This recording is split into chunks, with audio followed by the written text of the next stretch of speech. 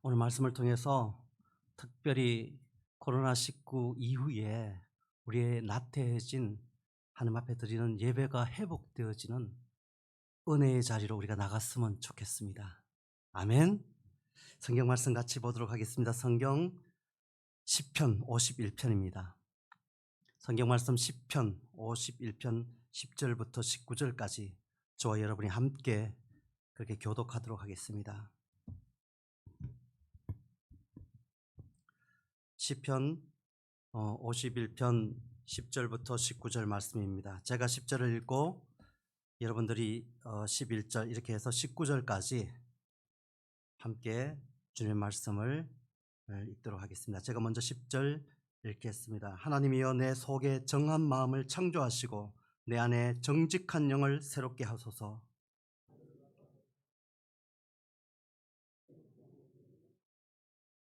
주의 구원의 즐거움을 내게 회복시켜 주시고 자원하는 심령을 주사 나를 붙드소서.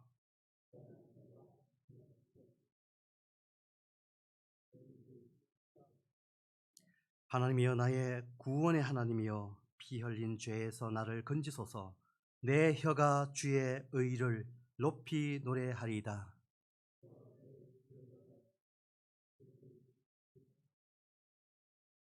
주께서는 제사를 기뻐하지 아니하시나니 그렇게 아니하면 내가 드렸을 것이라. 주는 번제를 기뻐하지 아니하시나이다.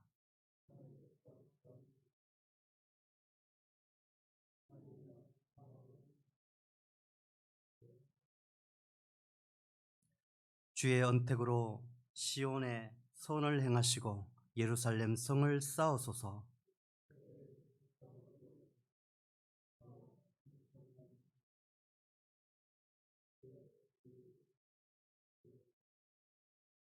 아멘.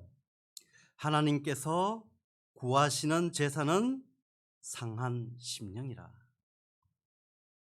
오늘 시편 51편을 말씀을 통하여서 저와 여러분 속에 하나님이 구하시는, 하나님이 원하시는 예배, 그것을 함께 저와 여러분이 이 말씀을 통해서 묵상하고 보도록 하겠습니다. 오늘도 동일하게 하나님이 찾고 있는 사람이 있습니다.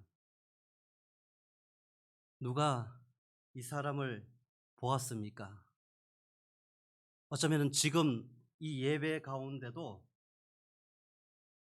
하나님은 그 사람을 찾고 있습니다. 소돔과 고모라의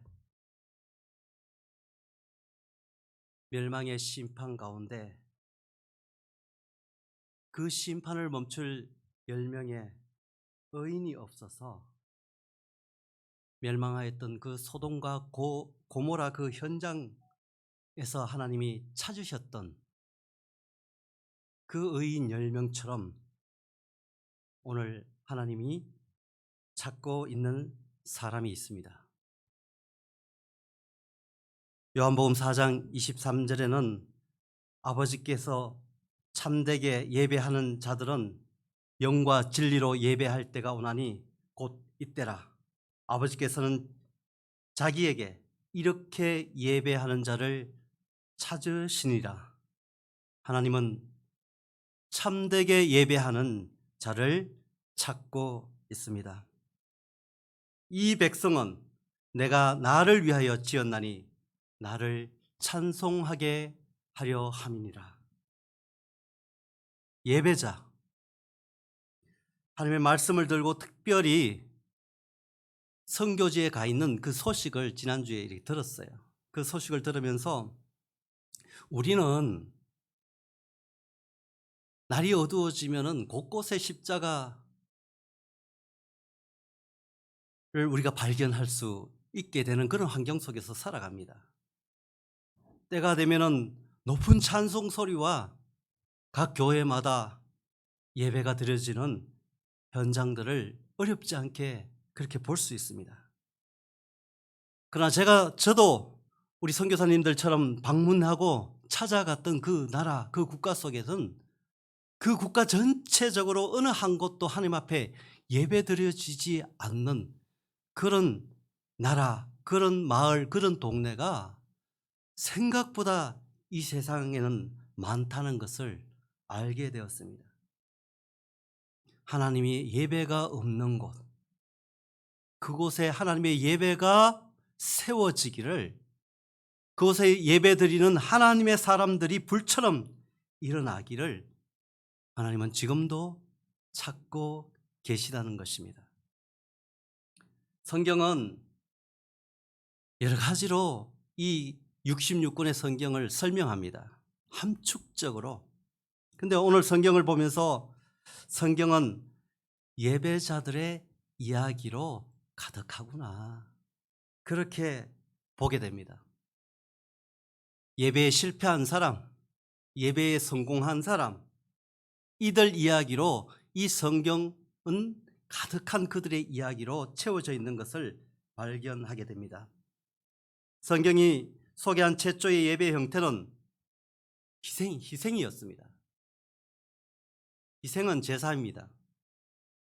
구약 성경의 제사는 예배입니다. 다시 말해서 예배는 희생이라는 것입니다.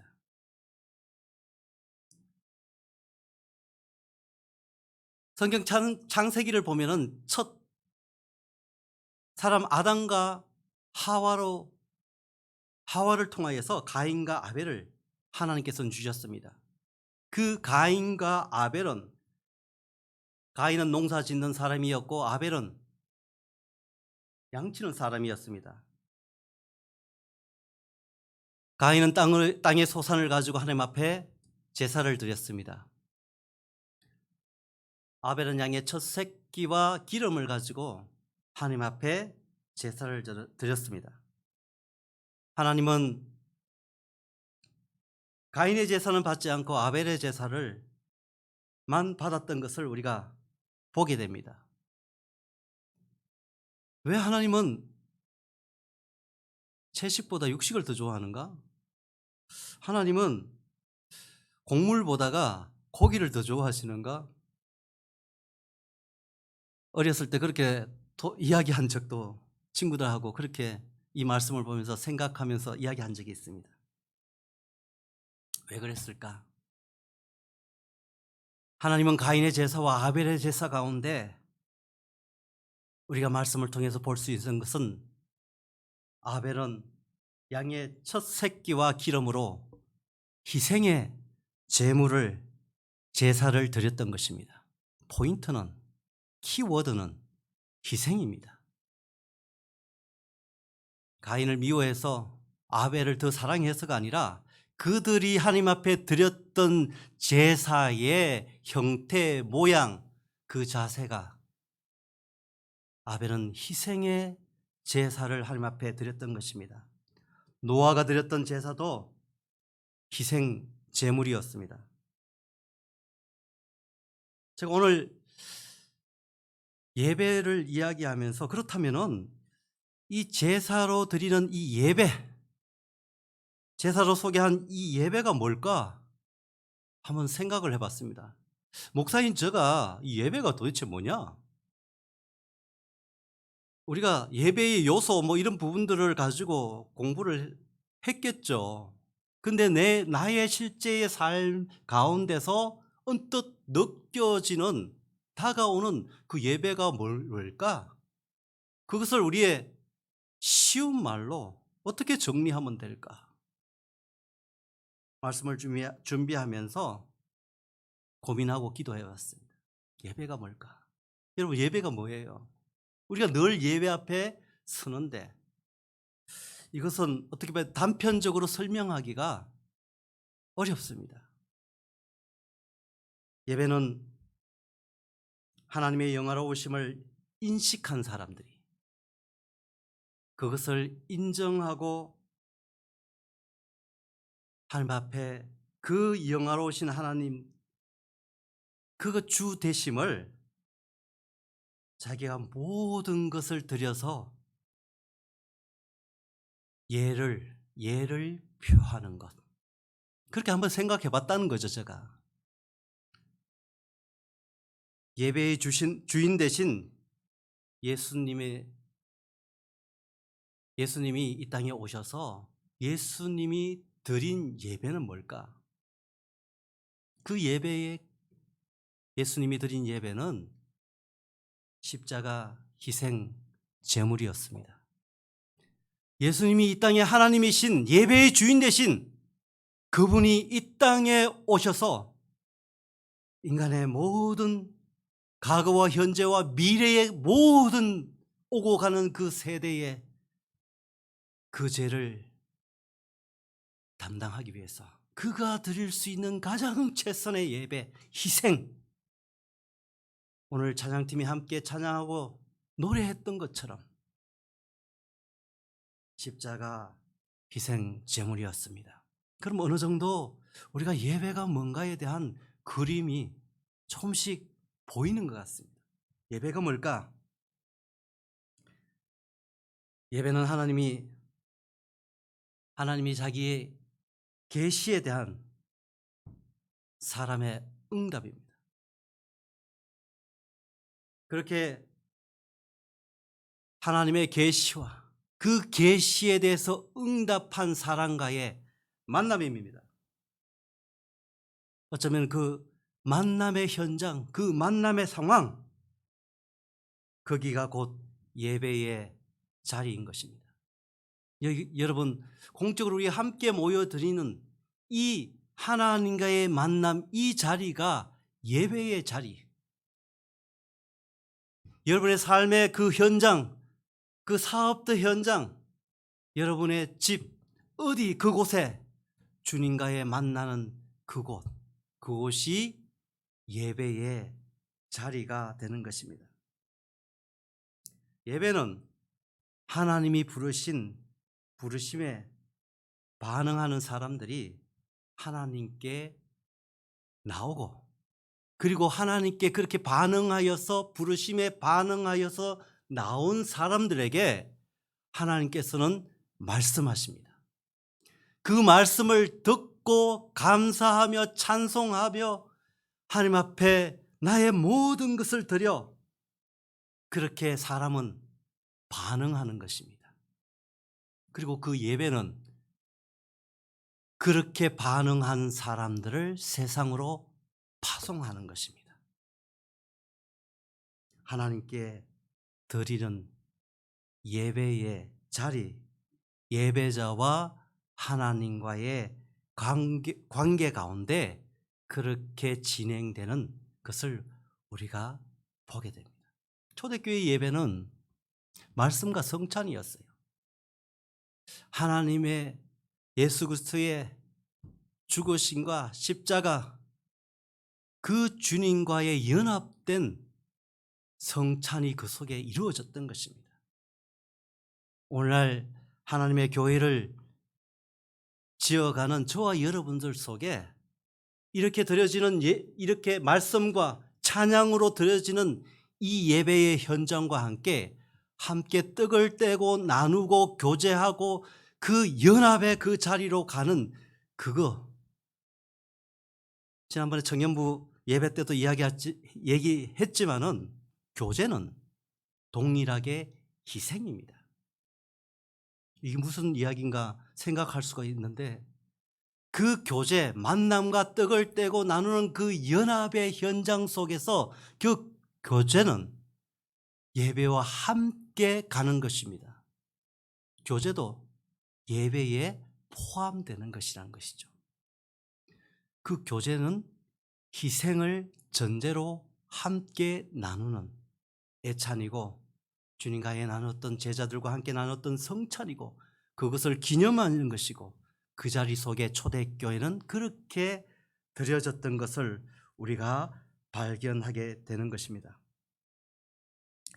하나님께 나와 하나님을 만나 감사와 찬양으로 반응한 그 사람들, 거기에서 마치지 않고 예배는 그 사람들을 세상으로 파송하였다는 것입니다. 거기까지. 그렇게 우리가 이어갈 때 우리의 예배가 하나님 앞에 드려지는 것입니다. 자, 파송. 그러면 그것과 함께 또 우리가 생각해 볼 수 있는 것이 있습니다. 먼저 그 전에 이런 예배의 현장 찬양 드리고 말씀을 통해 말씀하시고 이렇게 함께 교제하면서 그 속에 하나님의 나타내심을 우리가 발견하는 거예요. 때때로 어떤 사람은 목사님의 메시지를 통하여서 그 속에 역사하시고 하나님의 드러나는 그 모습을 보게 되는 것입니다. 사람들이 봤다고 하는데 어디 눈에 보이지 않는 하나님을 어떻게 봤어? 이렇게 얘기할 수 있잖아요. 그런데 하나님이 선포되어지는 말씀을 통해서 그 하나님을 보는 것입니다. 어떤 사람은 찬양하는 가운데 그 속에서 하나님의 모습을 보는 것입니다. 발견하는 것입니다. 그 하나님이 나타남을 내가 바라보고 그 주님을 찬양하는, 그렇게 찬양할 때 성령이 충만하고 그 하나님의 임재를 느끼고 찬양, 그렇지 않으면 그냥 건조한 거죠. 아, 노래 잘하네, 어떻게 하는지 보자, 이거밖에 관객밖에 더 되겠습니까? 근데 앞에 함께하는 찬양의 그 사람들을 통해서 나타나는 주님을 발견하는 것입니다. 그 주님으로 감사하고 찬양하고 예배하고 기뻐하고 노래하고 연합되어서 하나님께 나가는 산 제물로 서는 것입니다. 예배의 자리라는 것입니다. 예배는 자신의 신앙을 그렇게 경험하는 것입니다. 내가 믿는 것을 예배는 경험하게 합니다. 예배는 자신의 신앙을 지속적으로 실천하는 것입니다. 한 번만, 1년에 한 번, 뭐 연례 행사처럼 드리는 것이 아니라는 거죠. 그래서 모이면은 우리가 함께 찬양하고 노래하고 흩어지면 가서 기도하고, 모여서 기도하고 흩어져서 찬양하고, 지속적으로 어디 있든지 그 예배는 실천되어진다는 것입니다. 예배는 하나님의 백성이 자신들의 하나님에 대한 그런 신뢰를 어떻게 실천하는가를 보여주는 것으로 연결이 됩니다. 아까 파송이라 그랬잖아요. 파송 받았으면은 그의 삶의 일상 속에 어떻게 그것이 사라지는가, 실천되어지는가, 예배라는 것입니다. 그래서 예배는 실천입니다. 사랑하는 교우 여러분, 우리가 무엇을 실천하고 있는가 그러면은 우리가 생각해 볼 수 있잖아요. 오늘 성경은 말씀이라고 이야기합니다. 하나님의 계명입니다. 우리 성경 한 군데 찾아봤으면 좋겠습니다. 마태복음 22장입니다. 마태복음 22장. 마태복음 22장 30절에서 40절입니다. 제가 PPT를 준비를 아까 우리 선미자매가 물었는데 미리 안 드려서 성경을 찾아서 그렇게 봤으면 좋겠습니다.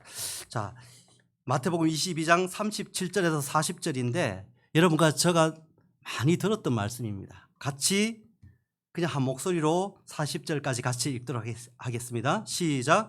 예수께서 이르시되 내 마음을 다하고 목숨을 다하고 뜻을 다하여 주 너의 하나님을 사랑하라 하셨으니 이것이 크고 첫째 되는 계명이요 둘째도 그와 같으니 내 이웃을 내 자신같이 사랑하라 하셨으니 이 두 계명이 온 율법과 선지자의 강령이니라. 아멘. 아멘입니까?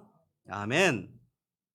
내 마음을 다하고 목숨을 다하고 뜻을 다하여 주 너의 하나님을 사랑하라. 사랑하는 것이 예배입니다. 아멘. 내 이웃을 내 자신같이 사랑하는 것이 예배입니다. 아멘입니까? 하나님 앞에 파송받은 저와 여러분들이 그 자리 속에 함께 지속적으로 살아가는 것. 실천이란 말이 너무 딱딱하니까 사라지는 것. 주님께서 주신 계명이요 말씀인 것입니다. 그것이 사라지는 것이 예배라는 것입니다. 그러면 예배에 대해서 이 정도 우리가 생각하고 이렇게 고민을 해봤으면은, 그러면 하나님께 드리는 예배의 중심이 뭘까? 또 이것도 한번 저와 여러분이 함께 그렇게 생각해 봐야 될 거 아닙니까? 사무엘 선지자를 통해서 다윗을 세워 나가는 과정을 생각해 보게 됩니다. 여호와께서 사무엘에게 이르시되 그의 용모와 키를 보지 말라. 내가 이미 그를 버렸노라. 내가 보는 것은 사람과 같지 아니하니 사람은 외모를 보거니와 나 여호와는 중심을, 여기서 중심은 마음이거든요. 아이돌과 같은, 오늘날 아이돌 우상과 같은 그런 사울을 세웠다가 실패했잖아요.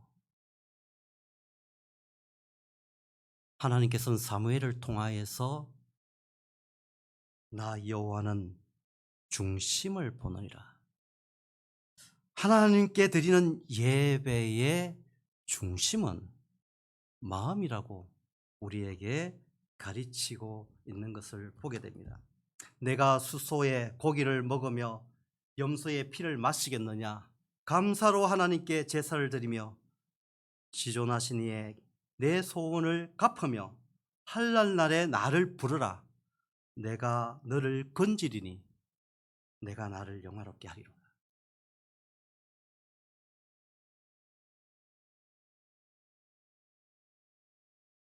이 말씀을 보면서 그렇다면은 하나님이 구하는 제사, 예배는 다시 한번 우리가 오늘 읽었던 말씀으로 돌아가서 한번 보려고 합니다. 시편 51편 14절에서 17절 말씀을 이렇게 소개해 놓고 있습니다. 하나님이여, 저와 여러분이 함께 읽었습니다. 여러분들도 성경을 펴고 있으면 한번 눈으로 같이 읽었으면 좋겠어요. 하나님이여, 나의 구원의 하나님이여, 피 흘린 죄에서 나를 건지소서. 내 혀가 주의 의를 높이 노래하리이다. 주여, 내 입술을 열어주소서. 내 입이 주를 찬송하여 전파하리이다. 주께서는 제사를 기뻐하지 아니하시나니 그렇지 아니하면 내가 드렸을 것이라. 주는 번제를 기뻐하지 아니하시나이다. 하나님께서 구하시는 제사는 상한, 우리가 같이 한번 우리 이 말씀을 봤으면 좋겠어요. 하나님께서는 시작. 하나님께서 구하시는 제사는 상한 심령이라. 답이 나왔어요. 하나님이여, 상하고 통회하는 마음을 주께서 멸시하지 아니하시리이다. 인격적인 하나님이 상하고 통회하는 그 마음을 멸시하지 않고 거부하지 않는다는 것입니다. 이 시편 51편은 참 유명한 시잖아요. 많은 설교와 많은 성경 공부하는 가운데서 소개되었던 그런 시편 말씀입니다. 이 시편 51편을 오늘 다 얘기는 하지는 않지만은, 특별히 최근에 제가 발견하고 묵상하는 것은 이 시편 기자 다윗이 범죄하고 나서 하나님 앞에 그것을 깨닫고, 나단 선지자를 통하여서 깨닫고 난 다음에 하나님 앞에 무릎 꿇고 기도하는 그 첫 부름이 뭐냐면 하나님이여, 하나님이여. 그냥 하나님이여 기도할 때 하나님 그렇게 하고 부르잖아요. 근데 이 말씀을 가지고 함께 더 묵상하고 공부하고 해보니까 이것도 그냥 뭐 여호와 하나님이여 이렇게 부를 수도 있어요. 여호와여, 여호와 부를 수도 있잖아요. 그런데 이 말씀을 통해서 더 깊게 우리가 생각해 보는 것은 다윗은 그 여호와라는 의미와 엘로힘 하나님이라는 그 의미를 우리가 묵상하면서, 왜 다윗은 여호와여 주의 인자를 따라 내게 은혜를 베 이렇게 하지 않고 하나님이여 왜 이렇게 했을까?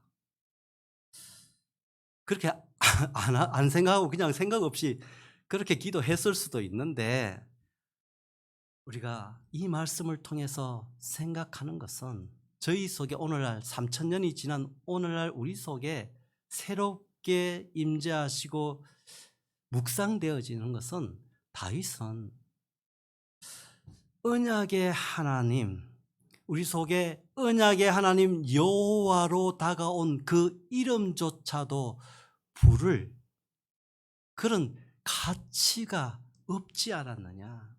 엘로힘, 전능자 하나님, 창조주 하나님, 그 능력의 하나님, 그 하나님을 부르면서 하나님 앞에 전적으로 그 앞에 나갔던 것이 아닌가, 그렇게 우리가 묵상해 보는 거죠. 다윗의 이 시편의 말씀을 통해서 범죄한 다윗, 정말 그것을 깨닫게 했을 때 아무 생각 없이 내가 그렇게 끓김 없이 그렇게 죄악 가운데 섰던 다윗이 세상의 그 어떤 것으로도 자기의 죄를 가릴 수 없음. 하나님 앞에 나갈 때 여호와여, 그 언약의 하나님으로 다가왔던 그 하나님의 이름을 부를 자격조차도 없는 나, 전능하신 하나님, 엘로힘의 하나님, 나는 하나님의 전적인 은혜, 은총, 그 죄사함이 없으면 아무것도 다시 하나님 앞에 나갈 수 없는 그 사람임을 전적으로 하나님 앞에 맡기고 나오지 않았을까. 그렇게 이 말씀을 깊이 그렇게 들여다보는 것입니다. 다윗은 여기서 이 말씀 가운데 이스라엘 백성들의 어떤 신앙적 요소라고 할 수 있는 그 제사에 대해서 이야기를 합니다. 오늘 제가 여러분들이 읽었잖아요. 그 제사에 대해서 뭐라고 이야기합니까? 다윗이 제사 드리는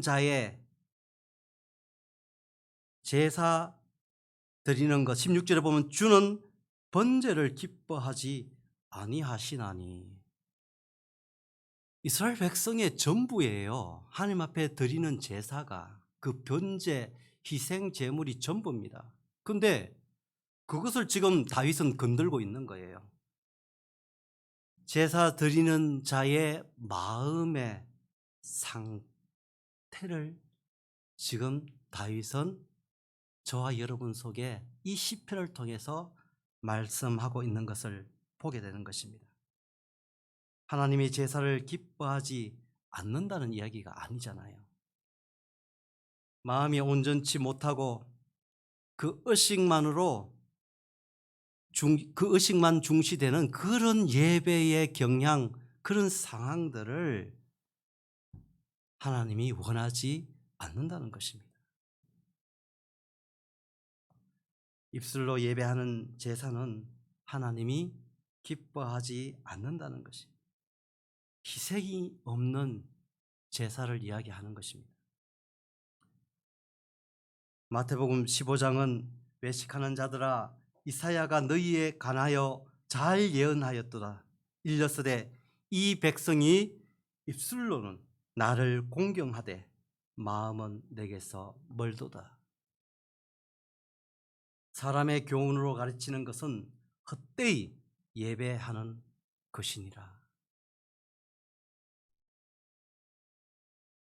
오늘 성경의 말씀을 통하여서 진짜 하나님 앞에 예배 드리는 것이 무엇인가, 우리가 이 다윗의 시편을 통하여서 하나님이 구하시는 제사, 예배가 무엇인가 생각해 보게 하는 것입니다. 이스라엘에 있어서 희생제사는 하나님과의 언약의 배경에서만 그렇게 나눌 수 있는 그런 예배, 제사입니다. 그런데 인간의 범죄로 인하여서 그것이 깨어졌다면 그 희생 제사는 번제로 드렸던 그 제사는 포함해서 그 어떤 것으로도 이스라엘 백성들 가운데서는 그 제사가 의미가 없다는 것입니다. 다윗이 그것을 지금 고백하고 있는 것을 보게 됩니다. 다윗은 자신의 죄가 그 어떤 제사라도 어떤 제사 수천 수백의 그런 제물로 제사라도 해결될 수 없다는 것을 지금 하나님 앞에 쏟아 놓는 것입니다. 다윗이 이 범죄 앞에 할 수 있었던 것은 철저한 회개밖에 없었습니다. 하나님이 용서하고 안 하는 것은 하나님의 몫인 것이요. 그가 할 수 있는 것은 하나님을 하나님으로도 여호와 하나님을 언약의 그 하나님을 언약의 하나님이라고 내가 그렇게 나갈 수도 없는 지경까지 우리는 완전히 망해버렸는 거예요. 이 다윗은 그렇게 더 이상 일어설 수 없는 그 자리까지 망해버렸는 거예요. 하나님과의 그 관계가 끊어져 버리는 그 현장 속에서 다윗은 하나님 앞에 철저하게 회개하고 무릎 꿇고 그렇게 나갔던 것을 이 시편 말씀을 통해서 우리가 묵상하게 되는 것입니다. 오직 하나님의 은혜, 은총 그것으로만 용서받을 수 있다는 다윗의 고백인 것입니다. 하나님이 구하시는 제사는 예배는 상한 심령이라. 여러분과 저는 어떤 예배를 드리고 있는가 생각해 보게 됩니다. 하나님이 구하시는 예배, 하나님이 받으시는 예배, 그 예배는 상한 심령이라 했는데 상한 심령은 깨어진 그런 마음이라고 할 수가 있습니다. 깨어지고 상처나고 우리가 어찌할 바 몰라 하는 그런 우리의 모습을 뉘우치고 주님께 고백하고 하나님 앞에 그러한 마음으로 나오는 그런 사람을 하나님은 멸시치 경멸하지 않는다는 그런 약속의 말씀만 붙들고 그렇게 다윗이 섰던 것입니다. 상한 심령은 자신의 죄를 해결할 수 없는 그런 것을 전적으로 하나님 앞에 인정하는 것을 이야기합니다. 아무것도 할 수 없습니다. 내가 입술 불려 액 소리 낼조차도 낼 수 없는 그런 지경에 있었던 다윗이 하나님을 신뢰함으로 그렇게 그 자리에 담대히 섰던 것입니다. 그 다윗을 하나님은 보시고 하나님의 은혜 은총으로 용서하였던 것입니다. 그래서 오늘 저와 여러분 10절 이후부터는 그 앞에 철저하고도 정말 처절한 하나님 앞에 그 섰던 모습 앞에 하나님의 만남과 그 용서하심과 그 은총을 받았기 때문에 10절 이후 10절, 11절, 12절 그 위에 13절부터 담대하게 하나님 앞에 일어서서 찬송하며 제가 다윗이 그렇게 고백하며 노래하고 나왔던 것이에요. 그냥 지나가는 말로 내 잘못했네 하고 지나가는 것이 아니라 그렇게 처절한 하나님 앞에 섰던 그 상한 심령, 그 고백, 그 통회하는 마음, 그렇게 무릎 꿇는 겸손한 마음이 하나님이 찾으시는 예배자의 마음이라는 것입니다. 하나님은 예배자를 찾고 계십니다. 지금도 예배자를 이 가운데도 찾고 계십니다. 참되고 온전하게 드릴 예배자를 찾고 있습니다. 영과 진리로 하나님 앞에 예배드리는 사람을 찾고 있습니다. 진리의 영, 성령과 진리의 말씀, 예수 그리스도로 예배하는 자를 찾고 있습니다. 교회는 오늘 아침에 우리 청년부 예배 가운데 그런 이야기를 했어요. 교회는 위기다. 교회가 위기라고 얘기한다.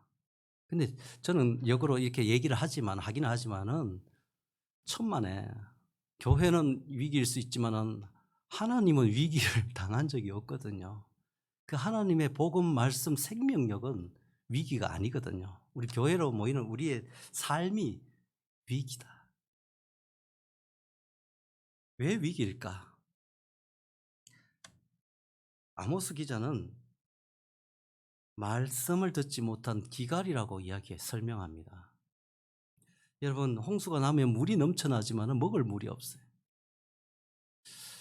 말씀이 넘쳐나는데 채널을 돌릴 때마다 기독교 방송이 몇 개 채널이 있는지 몰라요.